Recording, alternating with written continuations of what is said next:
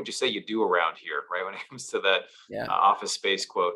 And it's really two things. One is you're building the business of syndication, the business of doing deals, the business of networking and finding folks. And then it's the business of building your brand. And a lot of your brand is who you associate with. So if you have a picture with Brandon Turner, I have a picture with Brandon Turner, I've got a picture with Ken McElroy, we haven't something. That's just, I've had people just come, hey, I know George Gammon and Mark Moss and Ken McElroy, but I don't know you. And so I need to get to know you. So like, you can just you're like guilty by association, right? These are the people you Yeah. hang out with. And you hang out, how do you hang out with people like that? You go to great events, unless you buy their stuff, you find ways to get in the room. And it is an investment, but it really has paid off a ton. Welcome back, everyone, to the Kingdom REI podcast. I am joined today with a fantastic guest, a guy that has become a real friend, partner, just a real contributor to the Kingdom REI community. Because if you're serious about not just kind of peddling into real estate, but really going big, and being able to leave your 9-to-5 and really build a business around this, especially around capital raising, I have a tremendous guest for you today. He is an incredible entrepreneur, incredible business owner. He serves as the capital raising coach for the Kingdom REI community. A great shiny bald head. Without further ado, I want to introduce you guys to Bronson Hill. Welcome to the show, my man. I was excited to be here, man. That's quite an intro. I don't know if I think you need to be my hype man wherever I go. Then just Well, I'll even add some more. He does Spartan races. Dude, let's talk about Spartan races real quick. Like, all right, so here's my thing with Spartan races. I've been invited to do a couple of these crazy things where you jump in the mud, you do all this stuff. Like, listen, I played college ball. My entire freshman year, we had to wake up at 5:30 a.m. Okay, it's cold as you know what, and I'm out there rolling around in the dirt. And so when someone invites me to a Spartan race, I'm like, and I did not, this was not fun stuff, by the way, right? Like, this was, you were forced to do this. So when someone's like, hey, come pay money to be punished, I just got this mental block. So what does it do for you? Like, is it just like I'm trying to tap into something? Like, what is the hype around these Spartan races? Well, I think in general, I'm a goals guy. When you have big goals, you can get big things done. But they say, in general, our bodies are getting weaker over time. You ever seen the movie Wall-E? Wall-E with the little cartoon character, and Yeah. these guys are like these big fat guys. They just sit around and everything's on AI and they don't really do anything. Well, if you can do, it wasn't possible up till about 80 years ago that you actually could be at 70 degrees Fahrenheit all the time. So there's ways you can challenge your body, whether it's through heat, it's through cold, they do cold plunging, it's through going out and having good race. So Spartan races, for those that aren't familiar, you carry heavy things up a hill, you throw things, you run through mud, you do all kinds of crazy stuff. If you make mistakes, you do burpees, which is basically jumping up and then doing a push-up and doing a bunch of those. And so I think it's something that it continues to make you better. And I think a lot of people have, great, financial health. They've got great income coming in, they've got great resources, but their physical health is not good. And so this is something, it's an investment in my physical health. So if I have a goal there, I can compete against myself, compete against others, feel like I can really be in great shape. I'm in probably the best shape of my life now. And so it's just giving me a goal in that area to really, move forward and become stronger. Yeah, I love that. Well, I do think you're right. I mean, the idea of challenging your body is such a good, like I saw a post the other day that men over 30, like 90% of men over 30 will never sprint again in their life. And I was like, holy crap. And I don't think I had sprinted for I played, different stuff, different intramurals, but I had not sprinted in a while. And I'm like, wow, that's true. I haven't actually sprinted in probably a month or two. So every Friday now I go and just do sprints because I'm like, I'm not going to be that statistic. But I think you're right. It's so easy to just kind of fall in that trap of like, hey, let me just go to the gym, hit the treadmill, do my kind of normal weights, but not to really challenge your body in a big way. So I love that. And do you think that has benefits for you in business as well, or maybe even in your faith? Yeah, I think it has benefits kind of in every area. I think I follow some of these gurus that do personal development stuff, and I know Tony Robbins, he jumps in a cold plunge first thing every morning. I know you and I have talked about that. You need to get like a cold plunge right next to your bed so you can jump in. But there's something that happens. I need someone to put me in before I wake up. That's what I need. Yeah, in order I'll to come over just with a big bucket of ice water, just pour right on your face, right when you're sleeping. But I think it's the idea of like, when you do things that are hard for you, things that you didn't think were possible. I remember when I was, 6 years ago, I weighed 30 pounds more than I do now. And so I was able to lose that weight and keep it off. And so I think having goals, particularly in health areas, I think we can look at different areas of our life, our spirituality, our financial health, our physical health, our relationships, and we can neglect one of those areas. We neglect our family, we neglect our relationships, we neglect our health. And I mean, there was a study that came out in Men's Health, I think a couple of years ago, that said over 30 years, so like from, I think it was from 1990 to 2020, that adult males are on average 13 pounds heavier. So just on average, if you take the total, and that doesn't seem very significant, whatever, that's very significant that on average, we're just that much heavier. So I think just in general, being at a healthy body weight, being active, if you're somebody that achieves, I'm a big goals person. So my goal this year is to read 80 books, and I 80 books? 80 books. I think I'm at like 50 so far, 52 so far. I'm on track for that, maybe even to go pace that, to write a book. I'm almost done with that. So like, there's different things I have in different areas of life. And I think you can be great in one area. And we see all these stories of people that achieve amazing success in one area, but yet the rest of their life is just, they're not where they want to be. So I think that goal setting process is valuable in all areas for I sure. love it. Dude, if you guys can't tell, you're around a driven dude, man. That's why I love having this guy part of the community. I learned so much from him. So this is going to be an awesome show if you're serious about growing as a capital raiser, and really building a business around raising money for real estate deals or for whatever, because you're now working on an oil and gas deal, right? And you might call that real estate or not, but alternative investment. So we're going to talk about building a skill today that I think really has the power to transform your life. So Bronson, let me pray for us, man, and we're going to jump in. Father, we thank you. Thank you for this man, Bronson. Thank you for his testimony. Thank you for his strength. Thank you for his integrity. Thank you for his energy. Just thank you for his health. And Lord, I pray that you continue to bless him, grow his territory, and God, grow what's just his influence, Lord, with his book coming out. I just pray a blessing over him, because I know we need more righteous men who want to seek your face, God, men who desire to do good, to help others, to make the name of Christ be known, who are flourishing, who are influencing, who are speaking into other men and women's lives. And so, God, I just pray for everyone who's listening to the show would pray a blessing over Bronson today. And Lord, I pray that would come back tenfold to us as well. And I pray all this in Jesus' name. Amen. I don't know. I actually just pray. I typically don't pray for my guests like that, but today I felt strongly to pray for you specifically, because I know you got a lot coming out in terms of your book and stuff, man. And this conference we're going to talk about. So anyways, I don't know where that came from, but the Lord's got something for you, because I didn't plan that. Love it. Take all the prayers I get, man, anytime. Dude, first of all, let's save the conference thing, because I think we got a little something special we can offer to folks later if they listen to this show. But I want to talk about what you've been able to do, breaking into real estate, earning 6 figures of income, a lot of it passive now, right? From capital raising. Map that out for us, man. Like how you decided or how you chose to do this business, from like, just even help people understand what's possible if you just focus on kind of one thing, one skill. Like, what is the skill is the first question I want to ask you when it comes to capital raising that people need to build. And then what is possible once that skill actually begins to develop and grow? Oh, there's a whole lot of great stuff in there. I'm trying to think of the one When skill. someone says, I'm a capital raiser, or hey, you can make money capital raising, what does that even freaking mean, dude? What is the skill behind capital raising? So I would say capital raising has to do with building relationships, really trying to create value. If you can create value. So there's 2 questions really people ask when they're going to work with someone. The first one is, can I trust you? Right? No matter what it is, whether it's, can you fix my car? Are you reputable? Are you, or somebody's doing something to help you? Is this somebody that I can trust? Like, is this just a trustworthy person? The second thing is, can you help me? Right? Is there a level of competence there and everything? So I think especially when people are starting out capital raising or raising money for real estate, a lot of times we come from another background. I was a medical sales guy for 10 years. I was a youth pastor. I did some different things. And all those things apply, like the sales stuff, it all applies. But I had to really get good at, okay, why am I interested in this?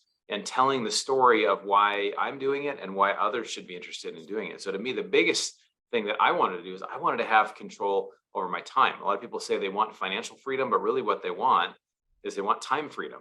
They want to be able to take a vacation, take a day off, go on a trip, write a book, do things that require more time than just, hey, I'm working my regular job and I'm really grinding there and I don't know the way I can do this. So to me, I think, there's a lot that obviously goes into it, but I think if you can create value where people see, hey, this person is is educating me. They're helping me. It's really what you're doing with your show, with Kingdom RA, what we're doing with the mastermind, really creating value for people.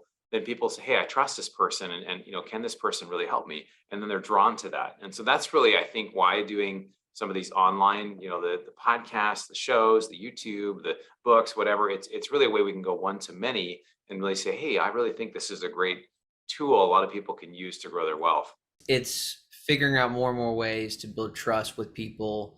And if you want to grow your business, your point, traditionally you would go to the country club, or you would find different places you could go and network one-on-one, which may still be a great idea for many, right? Especially if you're nowhere to go to kind of find high net worth type folks who can invest a lot of money. But what's interesting, Bronson, is you and I really didn't start that way. You and I both started as pastors, as missionaries, Yeah. right, in ministry. So we didn't really have the privilege of I've never even had a golf membership, man. Like, I don't, never even been part of a country club. So talk about that, a guy like you, right? Like, how did you change your identity from this youth pastor to a guy that actually can be trusted to invest? I mean, how much have you raised up to this point? 4 years in? Raised about 35 million so far. So yeah, the last 4 or 5 years. Yeah. So that's a lot. Somebody's asking me, they're like, is it amazing to think back and look at all the things you've accomplished the last 4 or 5 years? I'm like, yeah, it is. It really, and really comes from like putting one foot in front of the other. And that's what I tell people that are starting out or haven't done it. It's like, oh yeah, this one person did it. But I've always been the person that if somebody else did it, then obviously, and I look at, honestly, maybe I'm just a little bit like I have a big ego or something. But I look at people, I'm like, they don't really seem that smart. They don't really seem that talented. Like, I could do that, Totally. And I realize, I think sometimes we undersell our own ability or our ability to actually do something great. But I think really where I see most people trouble with this, Ellis, is they don't actually make a commitment or a decision to actually do it. Tony Robbins says it's in your moments of decision that your destiny is shaped. And I think there's a spiritual principle there too. When you accept Jesus in your heart, that affects you for eternity. When you make a decision, I made that decision, 3 years, less than 3 years from now, I'm going to quit my job. I'm going to do that. I'm going to do whatever it takes. I didn't know how I was going to do it, but I made that decision and I did everything I possibly could to get there. And I knew it was going to be, hey, I'm working 30, 40 hours in my regular job and I'm working, 20, 30 hours over here in real estate, but I knew eventually I'd get there and I was able to do it in less than 3 years. And so I think it comes from making that decision and really making the commitment. Wow. I can't agree more. When that young man came to me and said, Ellis, I don't have enough money to buy groceries this month. And I said, I will become wealthy so that I'll never have to say no to this guy again. I had no idea how to, real estate was not on the radar. I just made the decision.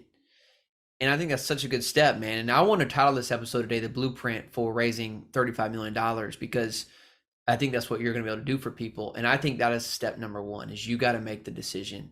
And dude, what I find in this community as well that we're leading is that we've been told, or we believe, like one is what I see, man, most often, and you can speak to this, is that most people don't know what they want. So it's hard to make a decision when you don't know what you want.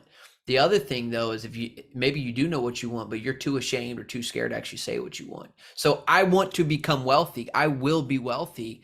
I was a missionary, dude. That was not something that was being celebrated, right? Of like becoming wealthy.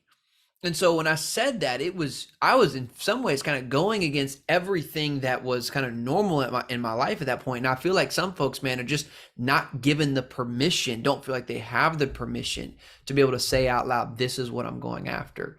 And so anything you can speak to that, man, of like what it even takes maybe to make the decision mentally.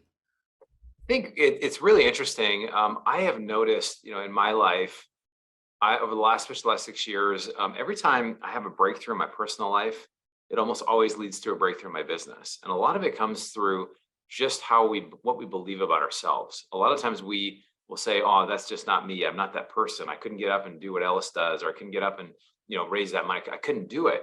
But, if you don't believe it, then no one else is going to believe it. And that's kind of one of the first rules of sales. Like if you're selling something and you don't believe in the product, like you better, find something else to sell or something else to do. So the biggest thing is you've got to get to a place where you've got to change those tapes that are playing in your mind that are negative, that say, I'm not enough, I'm not good enough, I could never do this. And be someone who's saying, hey, I can do this. And no matter what it takes, I'm going to get there. So a lot of it is mindset.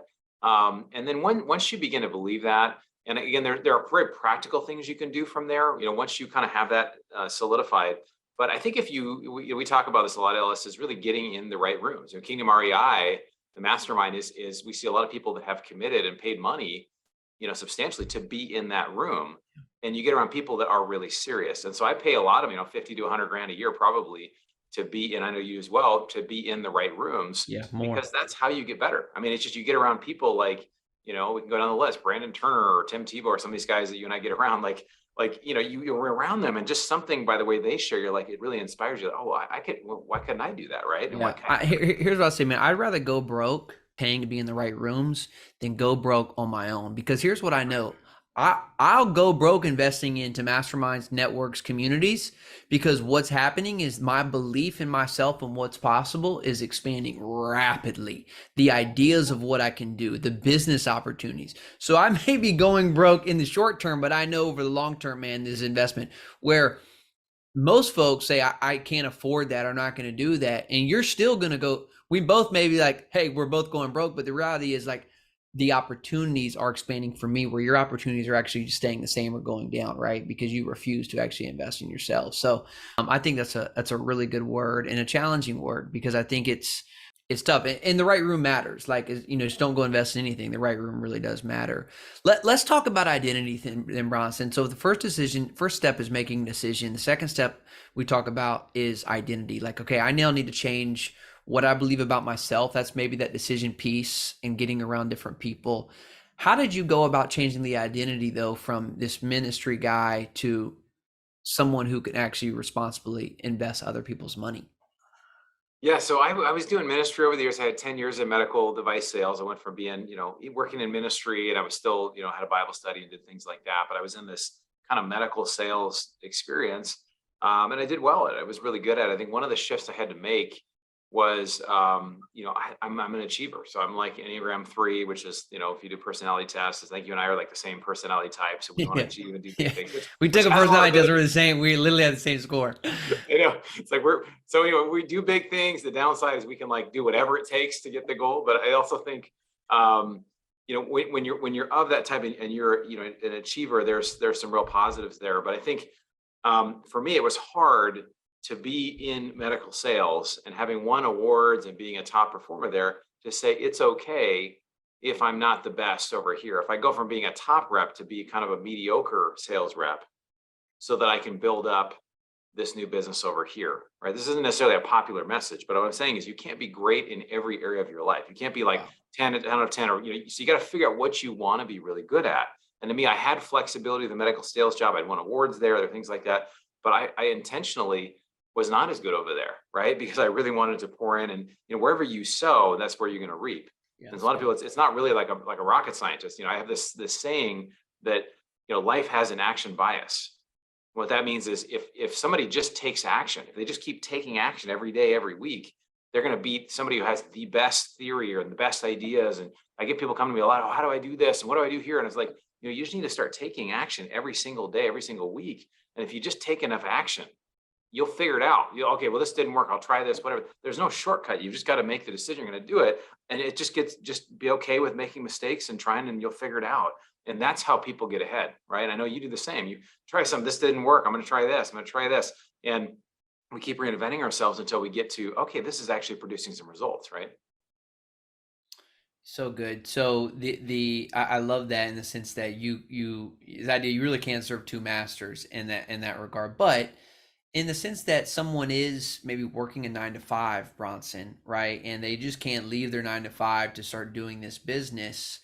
Let's say they are a pastor, or maybe they work in sales, or they do other stuff, right? They're not an investor, they're not an equity raiser.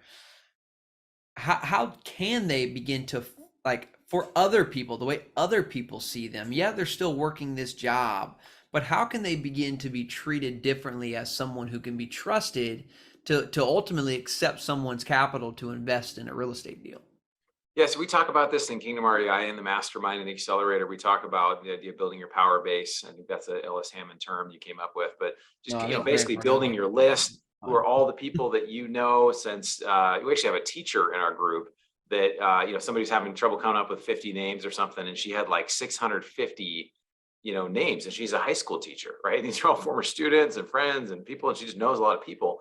And so, what she started to do, and this is a great way to do it, just start to email people, hey, this is what I like about real estate investing. These are ways to reduce taxes, whatever. And so what happens is you start putting that out there and you give people a chance to respond. Hey, if you're interested, reach out, or here's a way to schedule a call.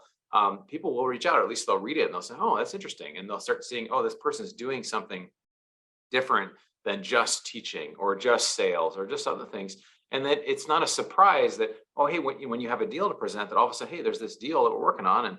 And then when people get hey, would you like to join me on this investment? It's not out of the blue. It's not like I've never heard anything from this person on real estate. And all of a sudden, well, that was weird. Where did that come from? So it's just, it basically people wonder, do you start raising money or do you have a deal first? And I think what you do is you start educating people, and that kind of primes the pump for when you have a deal. You've got people that are already used to hearing from you. It may only be 3 or 4 emails, maybe a weekly or monthly email, but people are used to, oh, this person's actually doing something in this space. I get her emails so that, I know who we're talking about here. I get her emails, and dude, like by the 4th or 5th email, I'm like, dang, this girl knows what she's talking about. Like, like it took me a while. I was like, oh, okay, I know what she's doing. I'm coaching her to do this. By like the 4th or 5th email, I'm reading her emails, bro. I'm like, learning something from her, and so even the guy who's coaching her, who knows what she's doing, it's working on me. Yeah. And so imagine what someone else, right, is thinking that's getting those emails. And I remember when I started in this, I was a pastor. I just started posting on LinkedIn every single day. And it was amazing that what that would do. I would go to sit down at coffee or wherever I would go, whoever I was talking with, they'd be like, dude, I see you everywhere. Like every time I open up my phone, I see you. I wasn't everywhere. I was just like the only person that they follow posting on LinkedIn, and that exposure. Right. So I think that's right on, man. You got to get out there. You got to start educating. I love that. Does the deal come first, or do you start raising capital first? No, start educating first. You got to start building that reputation before. Absolutely. And that's 100% true. I think it's, a lot of times, it's interesting. The person that I started working with, I raised 100K. People are like, well, how do you get started? What's the first thing you do? Well, you start emailing people. I started a meetup in my area, and I went to somebody who I was going to their meetup, and I said, hey, let's start one that's just on multifamily. So we started a multifamily meetup, and I promoted, and we had 60 people there at the first meeting. And a guy came up to me I never met. And he just said, hey, I'd invested in one of your deals. And I didn't really think, he was talking to me. I was like, what the heck? But I wasn't. Yeah, I do. And I was like, I don't have any deals. So I got together with him. He's my first investor, invested 100K. But it wasn't because I was an expert, it's because I was in the front of the room. Totally. So, but the idea is when you can be positioned as a leader or an expert, that's a great way for people to see you in that. And also kind of to lead from that first experience. I went about 6 months later. I kept trying to find deals. Well, I followed a guy that I'd been kind of following for a while. And when I met him, I just came out. I was like, hey, man, how's it going? Whatever. And I realized this guy didn't know who I was. But because I'd listened to his podcast for months and listened to every podcast, I spent hours with the guy, right? So he developed so much credibility with me, even though I didn't know him. And even, I'm a little gregarious, as you know. Sometimes I can be a little bit, wild and gregarious. But what it led to was that it was a partnership with this guy. But I've just realized people that do it well, they find a way to get to the front of the room. They find a way to be a leader in the space. And again, to be a leader, you can just be the person asking questions. You can be like the lead, I don't know, how does this work? Whatever. And by doing that, it positions you in that way. Yeah. And also, if you find a way you can do that instead of one-on-one, from one to many, whether it's in front of a room or it's in front of a podcast mic. Let me ask you that for someone who's like, well, okay, I want to start educating, but I don't know anything, dude. I'm a pastor, or I'm a, nurse, or I'm a teacher.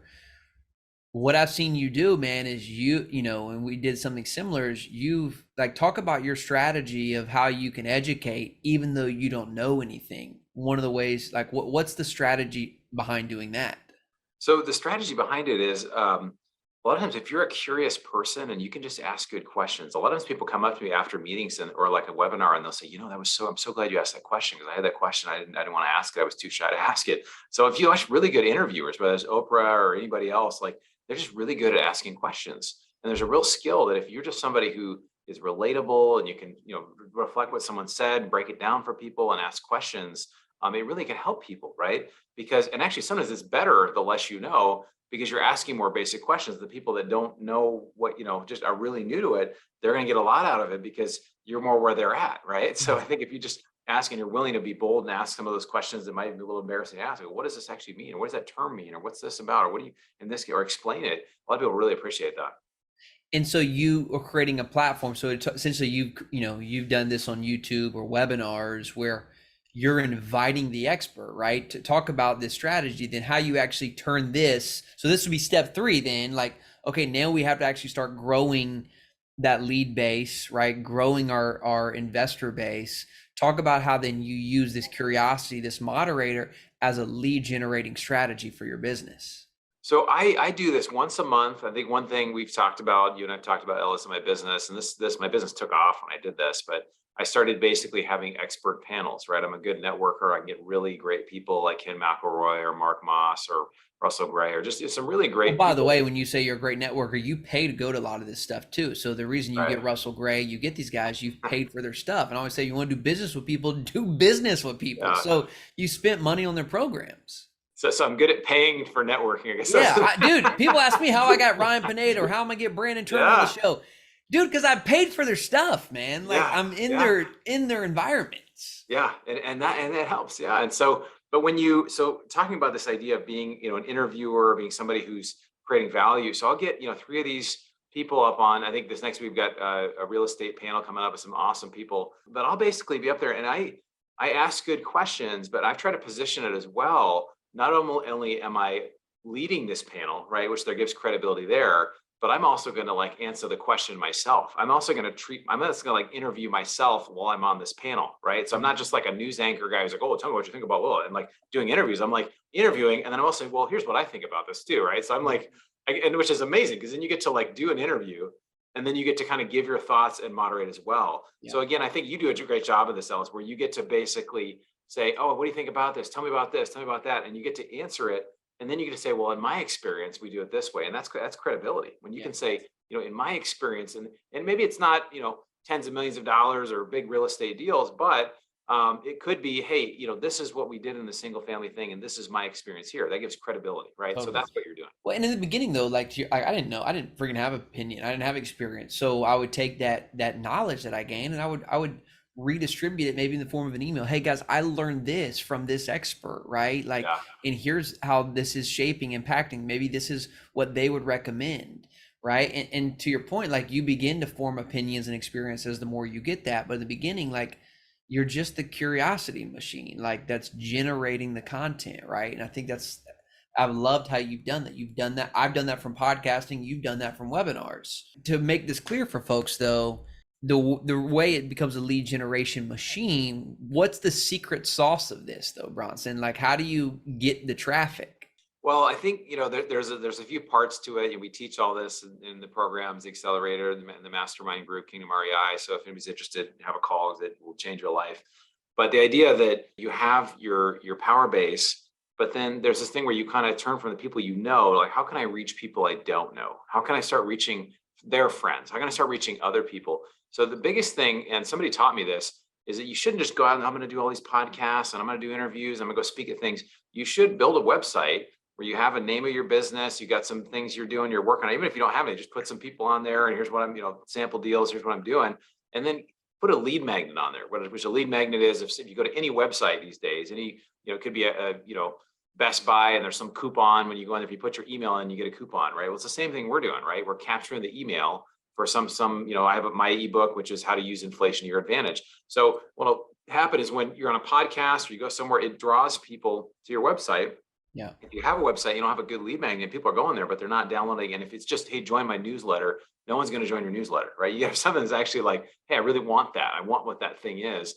And so then they exchange their email for the thing of value. And then you can start sending them emails. You have a welcome series, you send them stuff. And what happens is people warm up to you. And that's how you grow your list, is you find a way to provide something of value. Again, whether it's a webinar, whether it's a podcast, whether it's some of this, but you're always trying to drive them to a lead magnet where you can capture their information and that you can basically now start to give them things that are more valuable over time. And what I've seen you do a really good job of is, let's say you have this panel on inflation. And I just love how you're combining these strategies. So you get the Ken McElroys to come on. Well, people who listen to Ken McElroy, right? So if it don't matter if Ken McElroy's on his own show or if Ken McElroy's on Bronson's show, they're going to come to your show to listen to Ken McElroy. Am I right? Right. Yeah. Yeah. True.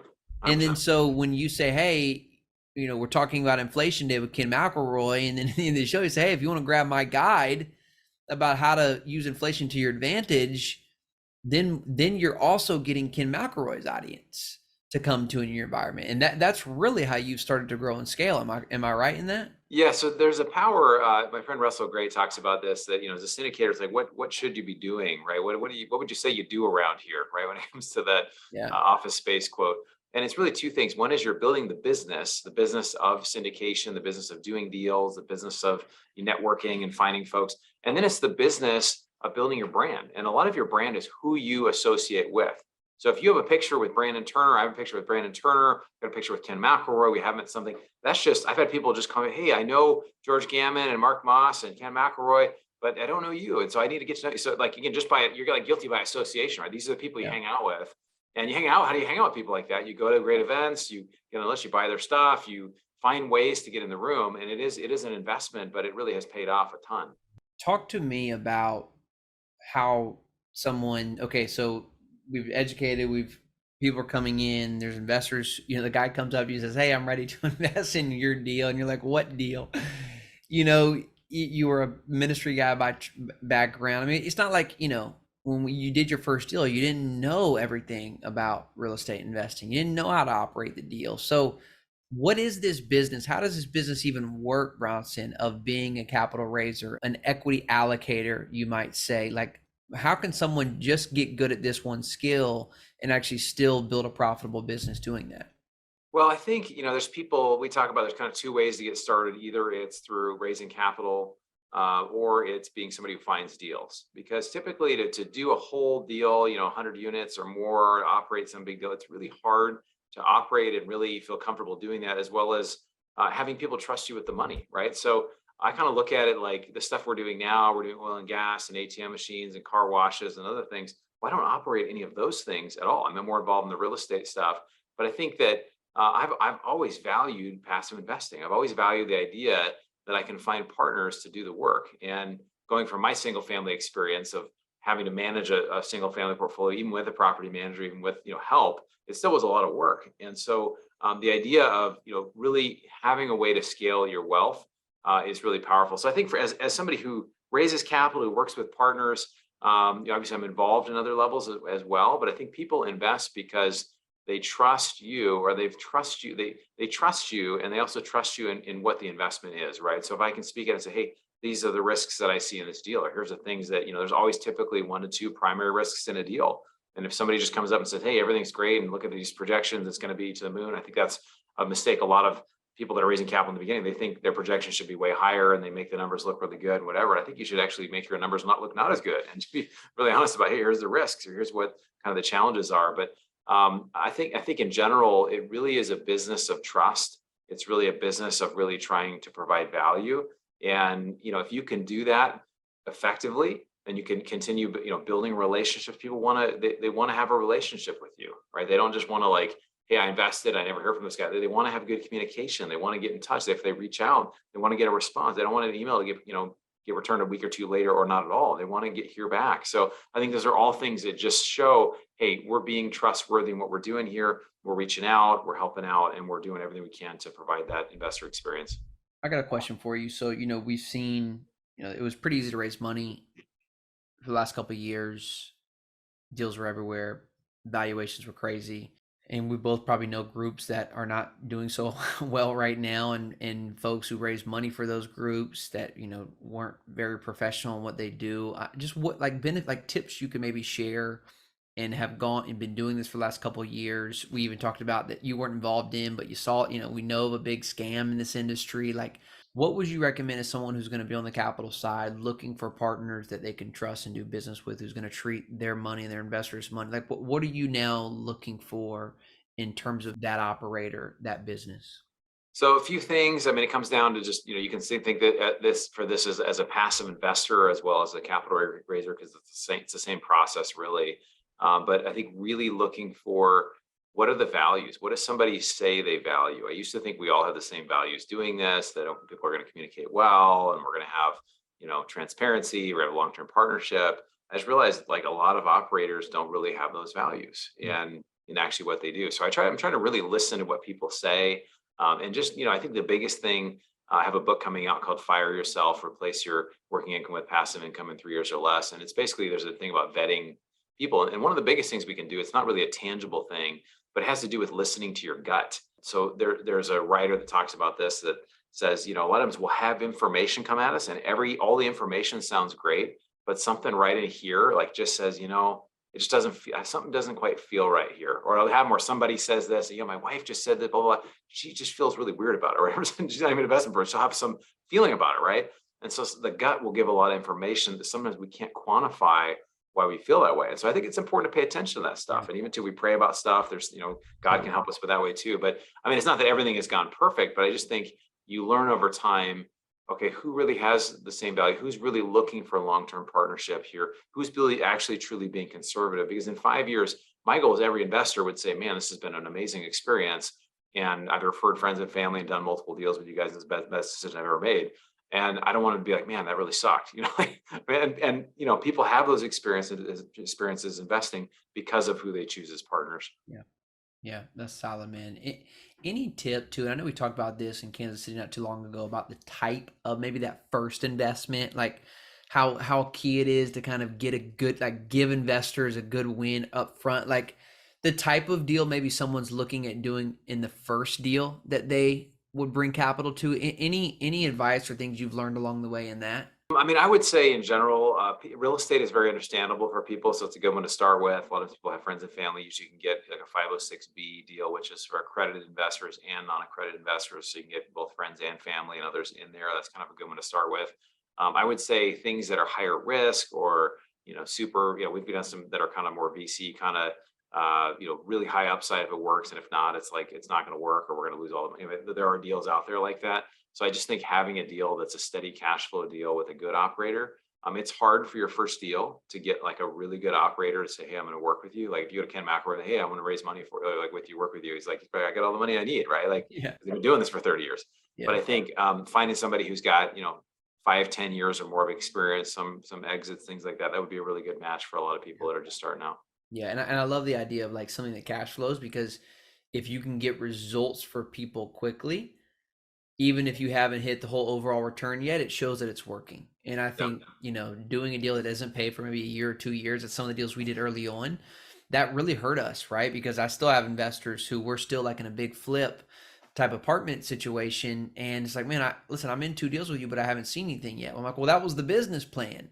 But it doesn't matter because there's not proof yet, right? The check hasn't been delivered. And so if you can do deals, even if the overall return is lower, but the initial distribution is sooner, I really recommend that for people as well to think about that. Ross, I know we got to go here in just a second, man, but I want to give you an opportunity because I know we'll be together in LA in not too long. You got an awesome conference coming up. I want people to know what this is and how do they get access to it through this show to be able to come and be a part of this? Yeah, thanks, man. No, I'm really excited to have this. It's called the Advanced Real Estate Investing Summit. We've got Ken McElroy, Neil Bawa, Mark Moss, Russell Gray, a whole handful of people. It's a 2-day event, October 19th and 20th. The website is ARE Summit, so the letters aresummit.com. And if you use the code Summit20, you can save 20% on the admission. So we'd love to see you there. It's going to be a blast. Also, if people want to reach out, you can find me at bronsonequity.com. We've got our ebook I mentioned, or you can check out our investment club. Yeah, aresummit.com, and then use code Summit20. So Summit 1T, everybody. Summit 20. Make sure you go get your ticket October 19th and 20th. Bronson and I will be there. I always recommend upgrade to the VIP. You won't regret it. I'll be there. We'll get to have dinner together. We just talked about today about getting in the room with people, and this is a very, very affordable conference, especially a VIP package to sit next to Bronson, Ken McElroy, Neil Bawa, all these people he's talking about. I can't recommend this enough. So October 19th and 20th, aresummit.com, and hope to see so many of you there. Bronson, I'm grateful for you, man. I'm excited about all the things we got coming up.